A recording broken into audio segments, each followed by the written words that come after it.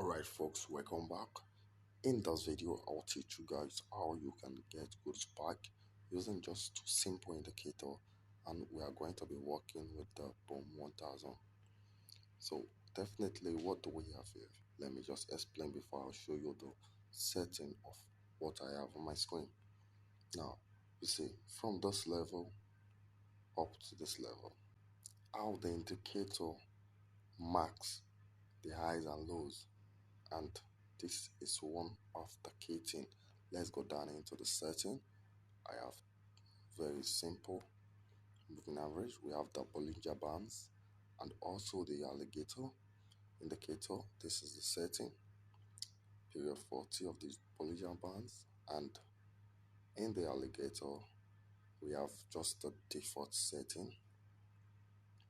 Now basically what this indicator does is to calculate trend, and that is one of the things you need. Now in this indicator there are two sets of place you need to understand. Now is from this middle down to here. If price is within this area, that means the price is bearish, and from this middle to this up, if price is within this area, that means price is bullish.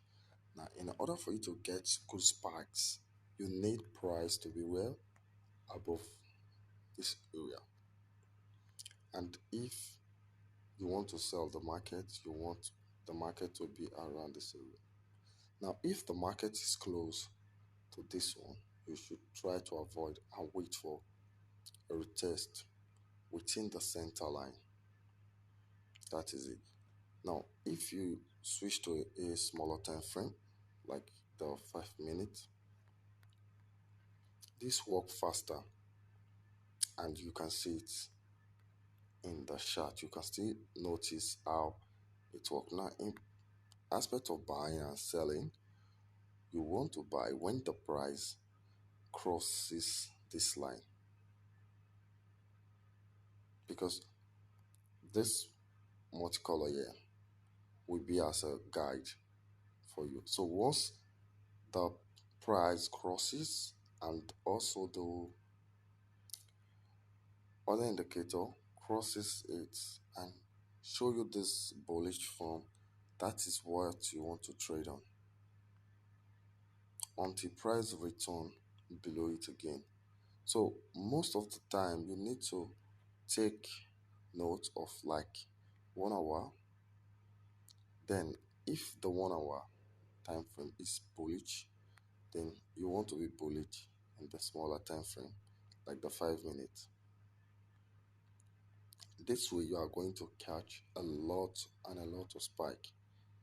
Within minutes you are going to be getting spike because you have analyzed it from the higher time frame. Now all this small bearish move, you need to ignore them. What the price is at this level, you need to ignore price until price return to this area here. Now definitely this does work because I have seen it in my own test, and also a lot of traders have also talked about this setup. So if you need more setup like this, you can subscribe for more, and I will always bring them to you.